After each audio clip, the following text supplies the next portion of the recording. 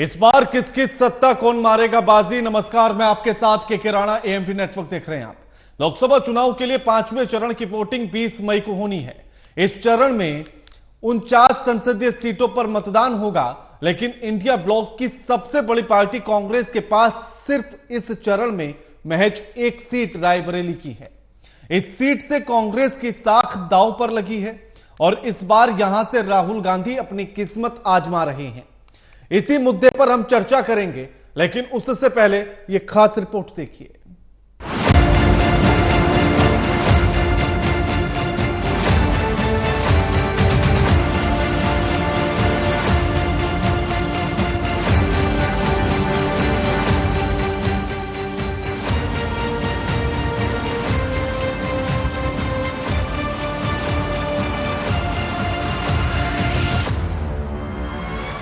लोकसभा चुनाव का आधा सफर अब तय हो चुका है। 4 चरणों में अभी तक 379 लोकसभा सीटों के लिए वोटिंग हो चुकी है। 5वें चरण में 8 राज्यों के 49 सीटों पर 20 मई को वोट डाले जाएंगे। इस चरण में उत्तर प्रदेश, बिहार से लेकर महाराष्ट्र और पश्चिम बंगाल सहित 8 राज्यों में 695 उम्मीदवारों की किस्मत दांव पर लगी हुई है। 5वें चरण की 49 सीटों में से कांग्रेस के पास महज रायबरेली इकलौती सीट है, जबकि बीजेपी 65% सीटों पर अपना दबदबा बनाए रखने में कामयाब रही है। ऐसे में कांग्रेस के लिए सत्ता में वापसी करना है तो बीजेपी के बढ़ते सियासी आधार पर 5वें फेज में रोकने की चुनौती है। जैसे जैसे मतगणना की तारीख नजदीक आ रही है, वैसे वैसे नेताओं की धड़कन बढ़ती जा रही है। और ये सच है कि सियासत हर समय अपने रंग ढंग बदलती रहती है। ये चुनाव तय करेगा देश का आने वाला भविष्य, आपके परिवार का भविष्य। आपके एक मतदान से ही तय होगा कि आप देश की सत्ता किसके हाथों में सौंप रहे हो। क्या वो देश को आसमान की बुलंदियों तक ले जाएगा या फिर धकेल देगा गरीबी की गहरी खाई में। सब कुछ तय करेगा आपका एक वोट। मतदान एक ऐसी ताकत है जिससे हम अपने देश को बदल सकते हैं। इस बार के लोकसभा चुनाव में गारंटी का दौर लगा है। विकास की गारंटी, रोजगार की गारंटी, देश को आगे ले जाने की गारंटी, सबने अपनी अपनी गारंटी रखी है। अब देखना ये होगा कि चुनाव जीतने के बाद नेताजी अपना वादा पूरा करते हैं या नहीं। क्या रोजगार का मुद्दा वाकई जमीनी सच बनेगा या सिर्फ चुनावी गोटी बनकर रह जाएगा।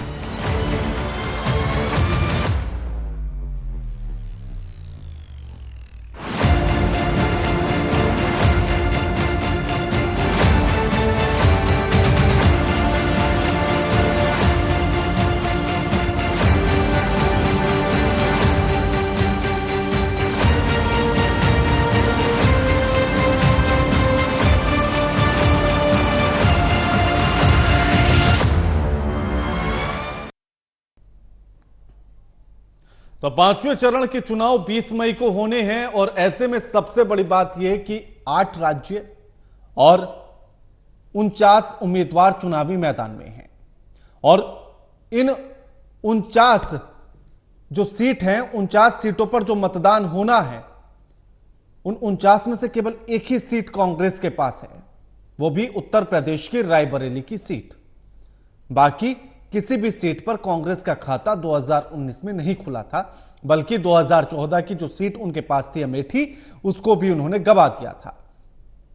अब ऐसे में अगर उत्तर प्रदेश की बात करें तो इस 5वें चरण में जो उनके हिस्से में 4 सीटें हैं, उन सभी 4 सीटों को जीतने की कवायद में कांग्रेस जुटी है, लेकिन कितना जीत पाती है यह देखना होगा।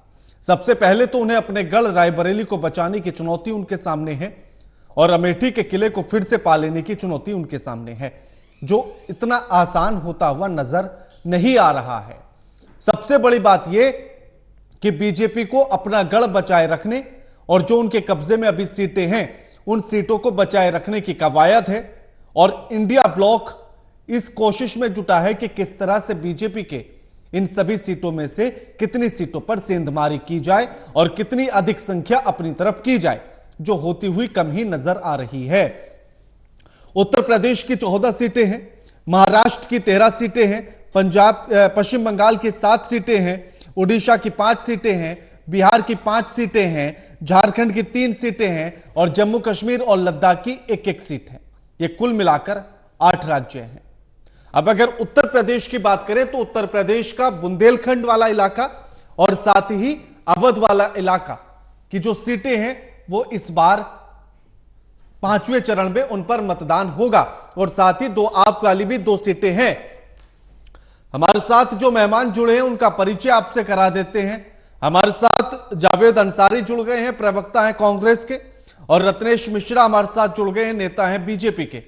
आप दोनों का स्वागत है एएमपी नेटवर्क पर। रत्नेश जी, 49 सीटों पर चुनाव है और सबसे बड़ी चुनौती यह है कि कैसे इन सभी 49 सीटों को पकड़कर रखा जाए, कैसे जीता जाए कि कोई भी लूज ना हो। देखिए राणा जी, आपको और हमारे साथी पैनलिस्ट जावेद जी को और देश के गणमान्य जनता को मेरी तरफ से जय श्री राम, जय जय सीताराम जी। अब देखिए, ये राहुल गांधी, इंडिया गठबंधन, समाजवादी पार्टी चाहे जितना दुष्प्रचार कर ले, वो चाहे जितना अनर्गल प्रलाप कर ले, लेकिन देश की जनता, भारतीय जनता पार्टी और केंद्र की नरेंद्र मोदी जी की सशक्त और धार्मिक सांस्कृतिक राष्ट्रवाद के साथ देश को विकास के पथ पर निरंतर आगे ले जाने वाली सरकार के साथ खड़ी।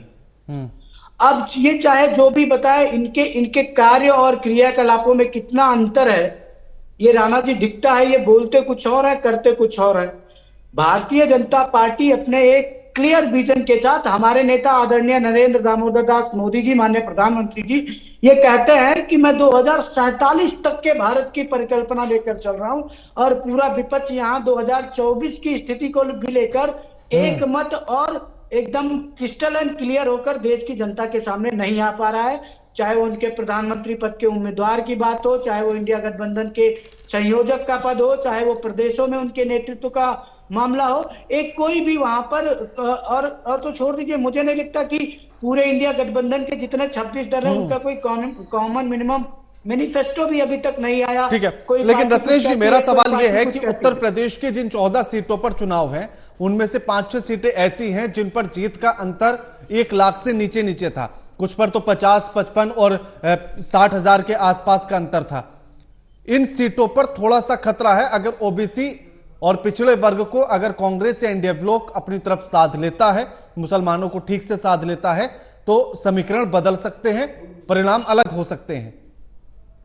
देखिए राणा जी, आपने जो अवध के क्षेत्र कहे, अवध की जो प्रमुख सीटें जिन पर 20 तारीख को चुनाव है, चाहे वो लखनऊ हो, चाहे वो अयोध्या हो, चाहे वो बाराबंकी हो, चाहे वो क्या कहते हैं कैसरगंज हो, चाहे वो श्रावस्ती हो, चाहे वो बहराइच हो, चाहे वो अयोध्या की सीट हो, आपको एक चीज आप वहां पर देखेंगे कि जो ये ओबीसी को साधने की बात इंडिया गठबंधन करता है, ओबीसी इनकी सत्यता जानता है।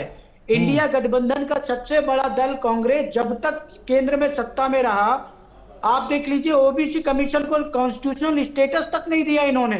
एससी एसटी कमीशन को एक साथ जोड़ के रखा, अलग अलग उनके लिए कमीशन तक नहीं बनाए। लेकिन जब से केंद्र में भारतीय जनता पार्टी की सरकार आई, हमने ओबीसी कमीशन को कॉन्स्टिट्यूशनल स्टेटस दिया, हमने एससी एसटी कमीशन को अलग किया ताकि उनको और शक्तिशाली बनाया जा सके और देश के एससी एसटी वर्ग के जो हमारे लोग हैं, जो पिछड़े हैं, उनको और सशक्त और मजबूत किया जा सके। अब अगर आप ये जातिगत बातें करते हो कि चुनाव में, तो मैं जहां तक मैं जानता हूं, अवध मेरा क्षेत्र है, जिस क्षेत्र में ये सारी सीटें पड़ती हैं। मुझे नहीं लगता है कि देश या अवध की जनता पिछले 2-3 चुनाव से जाति के आधार पर वोट करती है। वो वोट करती है उस सरकार को चुनने के लिए जिसमें वो खुद को सुरक्षित महसूस करते हैं। मैं आपको बताऊंगा अयोध्या की जनता क्यों नहीं चुना कि आप अयोध्या की जनता जब समाजवादी पार्टी की सरकार होती थी तो चौक में, भदरसा में, रुदौली में, सब में दंगे होते थे और तमाम सारी दुकानें फूंक दी जाती थी, लोगों का घर लूट लिया जाता था। लेकिन जब से उत्तर प्रदेश में योगी जी की सरकार आई, भारतीय जनता पार्टी सत्ता में आई, इन क्षेत्रों में तो मुझे कहीं कोई दंगा होता हुआ नहीं दिखा, वो शांति स्थापित हुई। आज आप देखिए, ठीक है, मैं एक और प्रदेश पे थोड़ी सी बात कर लेते हैं। महाराष्ट्र को लेकर कि महाराष्ट्र में इस बार शिवसेना के भी 2 फाड़ हो गए हैं, एनसीपी के भी 2 फाड़ हो गए हैं और महाराष्ट्र में 13 सीटों पर चुनाव हुए, जिनमें से अगर बात की जाए तो 7 सीटें शिवसेना के पास थी और 6 सीटें बीजेपी के पास थी। अब 2 फाड़ हो गए हैं, तो कितनी चुनौतियां या कितनी आसानी है बीजेपी के लिए? देखिए राणा जी, पहली बात तो यह कि जो उद्धव ठाकरे जी की शिवसेना है उसे तो अभी वो अपना सिंबल तक बेचारे लोगों को गवा देना पड़ा। ओरिजिनल जो शिवसेना है वो तो भारतीय जनता पार्टी के साथ खड़ी है, क्योंकि अगर आप देखें तो बाला साहब ठाकरे जी के विचारों को अपनाया अगर किसी ने तो शिंदे जी ने अपनाया। बाला साहब ने तो ये कहा था कि मैं मर जाऊंगा लेकिन कांग्रेस के साथ कंप्रोमाइज नहीं करूंगा, लेकिन उद्धव ठाकरे ने कर लिया। तो उन्होंने जो आत्मा थी जो शिवसेना की उसको मार दिया, तो वो तो मरी हुई शिवसेना को लेकर घूम रहे हैं, वास्तविक और जीवित और बाला साहब ठाकरे के लक्ष्य उद्देश्यों और उनके विचारों को लेकर चलने वाली शिवसेना तो हमारे साथ है और महाराष्ट्र की जनता हमारे साथ है। इस बार तो महाविकास आघाड़ी का सुपड़ा साफ होने वाला है महाराष्ट्र में। ये तो वहां टॉर्च लेके ढूंढना पड़ेगा इनको कि ये मिल जाए, कहीं दिख जाए जी। लेकिन एक और सवाल ऐसे में अहम यह है कि एक तरफ आप बाला साहब ठाकरे की बात कर रहे हैं, उनका पुराना बयान याद दिला रहे हैं। ऐसा ही बयान तो नीतीश कुमार ने भी दिया था, लेकिन फिर भी आपने उन्हें अपने साथ मिला लिया था, तो दोनों में फर्क क्या? देखिए राणा जी, भारतीय राजनीति में ये इन चीजों को समझना बहुत जरूरी हो गया है। हाँ, तभी तो मैं समझना चाह रहा हूं क्योंकि जरूरी हो गया है। सुनिए तो राणा जी, हाँ बिल्कुल बताइए। हमने ना तो नीतीश जी को भगाया, हाँ, ना हमने नीतीश जी को बुलाया। हाँ, नीतीश जी नाराज होके चले गए, फिर खुद वापस आ गए। और नीतीश जी तो हमारे परिवार के पुराने सदस्य हैं भाई। और नहीं, लेकिन मैं तो बयान की बात कर रहा हूं ना। वैसा ही सेम बयान नीतीश कुमार ने भी दिया था, जैसा आप बाला साहब ठाकरे का याद दिला रहे हैं। नहीं तो वो उनके पुराने संबंध तो थे ना भाई, उनकी तो राजनीतिक शुरुआत एनडीए के साथ हुई। ठीक है, चलिए मैं लौटता हूं आपके पास। जावेद जी भी हमारे साथ जुड़ गए हैं। जावेद जी, इन 49 सीटों में से केवल कांग्रेस 1 सीट पर थी 2019 में, और इस बार भी आपके खाते में बहुत ज्यादा सीटें नहीं हैं। उत्तर प्रदेश में तो केवल 4 ही सीटें हैं, और चुनौती आपके सामने ज्यादा बड़ी इसलिए भी नजर आती है। 2019 का जो आंकड़ा है तो उसमें अगर 30 सीटों पर देखा जाए, इन 49 में से 30 सीटों पर केवल आपका वोट शेयर 10% से भी नीचे था, तो फिर जीत का समीकरण कैसे बैठाएंगे आप? देखिए, जीत इंडिया गठबंधन की जीत हो रही है। 4 चरणों के चुनाव हो चुके हैं और नहीं जावेद साहब, ये तो पॉइंट अलग है। मैं तो वो समीकरण समझना चाह रहा हूं ना, क्योंकि 10% से भी नीचे जिसका वोट शेयर रहा हो 2019 में, 1 सीट पर केवल मात्र आप जीत पाए थे 2019 में इन 49 सीटों में से, तो इस बार का समीकरण कैसे बदलेगा कि वोट शेयर भी बढ़ेगा और सीट भी बढ़ेंगी? मैं वो समीकरण समझना चाह रहा हूं। जनता हमारे साथ है, हमारे न्याय पत्र को जनता का अपार समर्थन मिल रहा है। जनता जान चुकी है कि इस देश में झूठ कौन बोलता है, नफरत कौन फैलाता है, जिसकी गारंटी झूठी निकली, देश से झूठे वादे किए, सब जनता के सामने है। महंगाई कितनी बड़ी, बेरोजगारी कितनी बड़ी, लेकिन 4 चरणों के चुनाव हो चुके हैं और भाजपा चारों खानोचित हो चुकी है। 5वें चरण में हम जाने वाले हैं। भाजपा के नेताओं की यह हालत है। हरियाणा में 3 रैलियां अमित शाह जी की रद्द हो चुकी है। मोदी जी कश्मीर नहीं जा पा रहे हैं, नॉर्थ पूर्व उत्तर के राज्यों में, मणिपुर में नहीं जा पा रहे कि चुनाव प्रचार कर ले। साउथ इनसे पूरा साफ हो चुका, पूर्व उत्तर इनसे पूरा साफ हो चुका।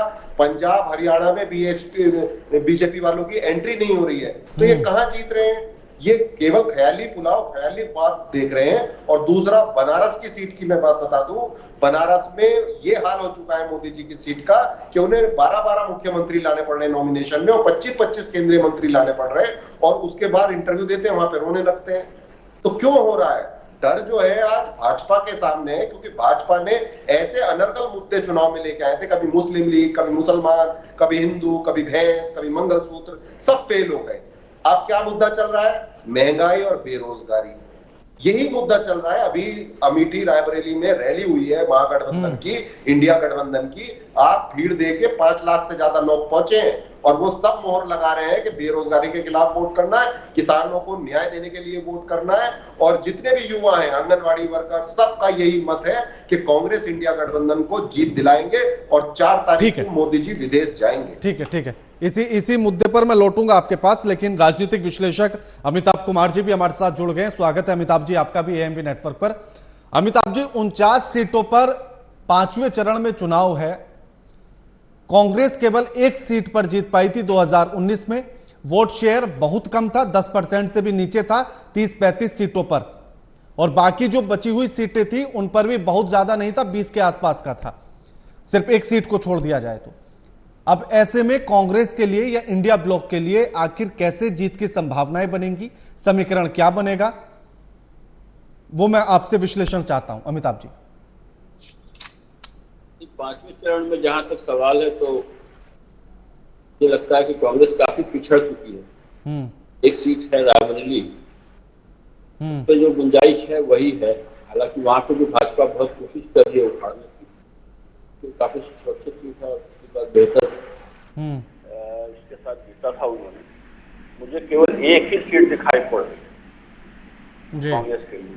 कांग्रेस की जो गलतियां थी पिछले साल गठबंधन बनाने में, उन्होंने जिस तरीके से डिले किया, गठबंधन के साथियों को इग्नोर किया, अवहेलना की उनकी, और समय पर उनके साथ गठबंधन न करके बहुत बड़ी गलती की। और इस चुनाव में बहुत स्पष्ट दिख रहा है कांग्रेस अपने संतोष के लिए जब तक चुनाव पूरे नहीं होते तब तक के लिए बड़े बड़े दावे कर रही, लेकिन जो वास्तविक स्थिति है तो मुझे लगता है कि उसे समझना चाहिए और परिणाम तो सामने आएंगे 4 तारीख को। तो मुझे नहीं लगता है कि इनके लिए कोई खास गुंजाइश है जी विपक्ष के लिए। और लेकिन उत्तर प्रदेश की जो 5 सीटें हैं, मोहनलालगंज, अमेठी, बाराबंकी, फैजाबाद, हमीरपुर, इन सीटों पर जीत का अंतर 1 लाख से कम का था। 3 या 4 सीटों पर 50,000 से ज्यादा, एक सीट छोड़ के बाकी सब पे 50,000 से ज्यादा। बिल्कुल 50,000 वोट बहुत मायने रखते हैं, 60,000 70,000 वोट बहुत मायने रखते हैं। हाँ, मतलब मैं ये समझना चाह रहा था कि अगर समाजवादी पार्टी कांग्रेस के साथ है तो क्या कुछ समीकरण में फेरबदल हो सकता है?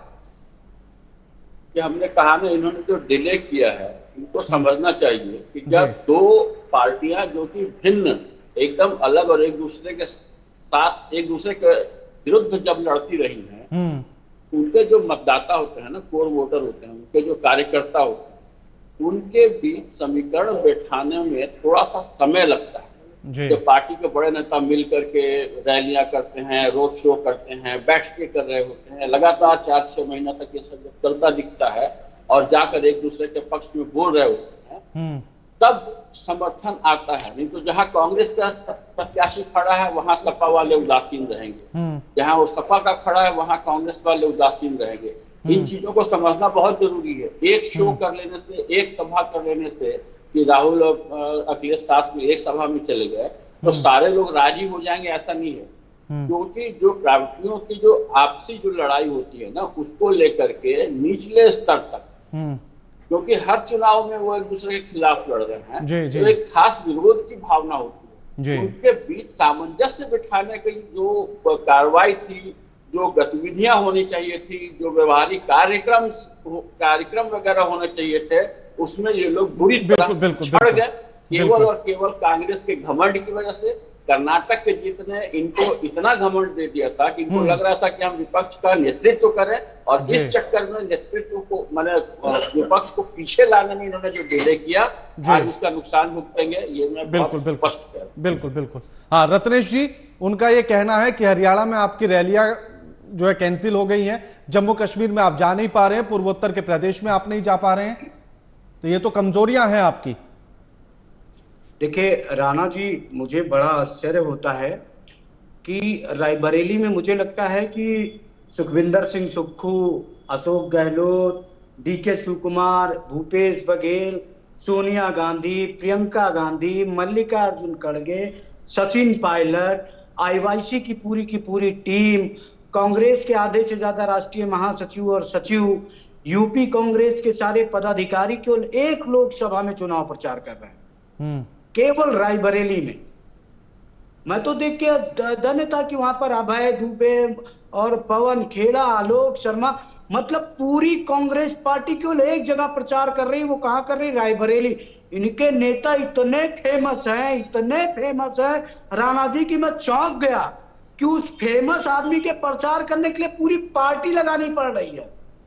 उसके बाद भी बेचारे जीत पाएंगे कि नहीं जीत पाएंगे उसकी स्थिति नहीं है।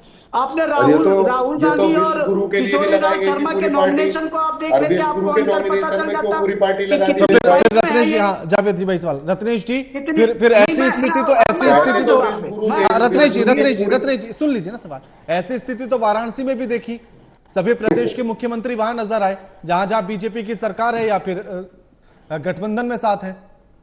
देश के प्रधानमंत्री अपना नॉमिनेशन भरने जा रहे थे, हमारी पार्टी के नेता है, संवैधानिक पद पर है, उन्हीं के नाम पर हम चुनाव लड़ रहे हैं। अगर हम उनको समर्थन नहीं देने जाएंगे तो कौन जाएगा? अच्छा, क्या वो सारे मुख्यमंत्री, सारे केंद्रीय मंत्री केवल वाराणसी में प्रचार कर रहे हैं? उसके बाद तो नहीं गए ना, वो अपने अपने क्षेत्रों में सब चले गए, अलग अलग क्षेत्रों में सब चले गए। अब नॉमिनेशन के दिन अगर भाई जा रहे हैं तो हमारे प्रधानमंत्री हैं, देश के नेता हैं, लोग जाएंगे ही जाएंगे। अब अगर इनके नेता प्रधानमंत्री नहीं बन पा रहे हैं और मुझे हालात भी प्रधानमंत्री बनने वाले दिखाई नहीं देते, तो उसमें मेरा क्या दोष है? उसमें भारतीय जनता पार्टी का क्या दोष है? दूसरी बात जो इन्होंने कहा कि हम कहीं जा नहीं पा रहे, अरे भैया हम सभी जगह जा रहे हैं, तभी इकट्ठे पूरी पार्टी को हरियाणा में कोई रैली करी आपने? हरियाणा, पंजाब में कोई रैली करी? कश्मीर में कोई रैली करी? मणिपुर में कोई रैली करी? बताओ मुझे। जावेद जी पूरी बात सुनिए। जवाब सुनिए ना, हम कहां गए, कहां पहुंचे, कैसे पहुंचे, 4 जून को उसका रिजल्ट आ जाएगा। अब ये लोग, राणा जी एक बहुत बड़ी बात करते हैं कि इंडिया गठबंधन, इंडिया गठबंधन, इंडिया गठबंधन। ये चुनाव जो है ये राम विरोधी बनाम राम समर्थकों का चुनाव है। ये चुनाव है वो राष्ट्रवादी बनाम गरीब वर्सेस अमीर का चुनाव है, ये बेरोजगारी और महंगाई के खिलाफ चुनाव है, ये झूठ और नफरत के खिलाफ चुनाव है, ये चुनाव है उन लोगों के खिलाफ। लेकिन रत्नेश जी जावेद जी एक एक करके बात करेंगे। जावेद जी एक एक करके बात करेंगे। जावेद जी समय कम है, एक एक करके ही बात करेंगे। सम्मान का चुनाव है, एक एक करके बात करेंगे। जावेद जी वही सवाल ले रहा हूं मैं, जावेद जी वही सवाल पूछ रहा हूं मैं। रत्नेश जी, अगर राम भक्त और राम विरोधियों की बात आपने कर दी है तो उसमें बेरोजगारी कहां है, रोजगार के मुद्दे कहां हैं, देश के विकास के मुद्दे कहां हैं? देखिए राणा जी, बेरोजगार जानते हैं केवल कौन है? विपक्षी दलों के वर्कर। अच्छा, यानी कि वैसे देश में बेरोजगारी नहीं है आपके हिसाब से? मैं आपको बता दूं, उत्तर प्रदेश और हरियाणा रत्नेश जी बेरोजगारी है या नहीं है? रत्नेश जी बेरोजगारी है या नहीं है? राणा जी बेरोजगारी बिल्कुल नहीं है, बिल्कुल भी नहीं है। तो मजदूर को इजराइल क्यों भेज रही है उत्तर प्रदेश सरकार और हरियाणा की? चलिए ठीक है, अब बात ही आपने खत्म कर दी। आपने पूरी, अगर आप पूरी सरकार की रिपोर्टों को ही नकार देंगे तो फिर आगे बात क्या करूंगा मैं? अमिताभ जी, उनके हिसाब से देश में ना बेरोजगारी है ना महंगाई है। अमिताभ जी, बेरोजगारी और महंगाई जो है ये निरंतर की एक प्रक्रिया है। हर साल नए बच्चे आते हैं मार्केट में, हर साल नई चीजें आती हैं मार्केट में। महंगाई भी अपनी एक प्रक्रिया है, लेकिन अगर आप तुलनात्मक परिप्रेक्ष्य में अगर आप देखेंगे तो कांग्रेस के काल में लगातार 10 साल तक आपने देखा कि मुद्रास्फीति जो है जिससे महंगाई को नापा जाता है तो अंकों में लगातार, और भारतीय जनता पार्टी के काल में 5.5 अंकों तक गई। तो एवरेज लगातार रहा 4.5 से 5.5 के बीच में रहा है, एक बार 7-8 अंकों तक गई थी। उस लिहाज से देखें तो महंगाई, लेकिन अमिताभ जी हाल ही में जो रिपोर्ट आई थी जिसमें कहा गया था कि 43 साल का रिकॉर्ड टूट गया है बेरोजगारी में, फिर वो क्या था, मैं वो समझना चाहता हूँ। राणा जी वो रिपोर्ट को ठीक ढंग से प्रेजेंट नहीं किया गया। रिपोर्ट में कहा ये गया। ठीक है जावेद जी लास्ट कमेंट। जी, मैं बिल्कुल अमिताभ जी की बात से सहमत नहीं हूँ। मैं बिल्कुल अमिताभ भाई की बात से सहमत नहीं हूँ। इसलिए नहीं हूँ क्योंकि 2014 में आटे का दाम जो था वो 17 रुपए किलो था, आज 35 रुपए किलो है। हमारे वक्त में दाल जो थी अरहर की वो 80 रुपए किलो बिकती थी, आज 200 रुपए किलो है। हमारे वक्त में सरसों का तेल 80 रुपए किलो था, आज 150 रुपए किलो है। तो ये कौन से आंकड़ों की बात कर रहे हैं? हाँ ठीक है 30 सेकंड रत्नेश जी। हाँ ठीक है जावेद जी हाँ 30 सेकंड। राणा जी मुझे बताइएगा 2014 में आपका वेतन कितना था? 2014 में मैं नौकरी नहीं कर रहा था, पढ़ रहा था मैं।